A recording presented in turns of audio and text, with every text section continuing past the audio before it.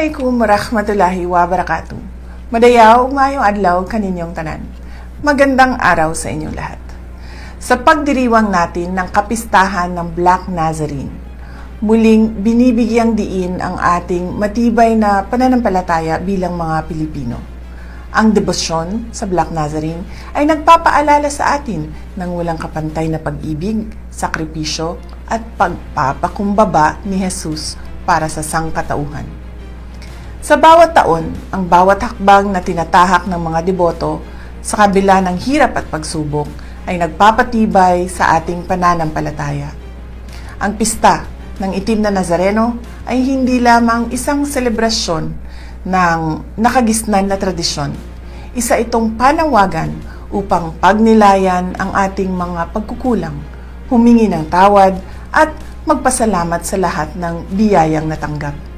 Naway magsilbing inspirasyon ang Itim na Nazareno upang patuloy nating isabuhay ang turo ng pag-ibig at pagtitiwala sa plano ng Diyos. Mahalin natin ang Pilipinas para sa Diyos, sa bayan at sa bawat pamilyang Pilipino. Syukran.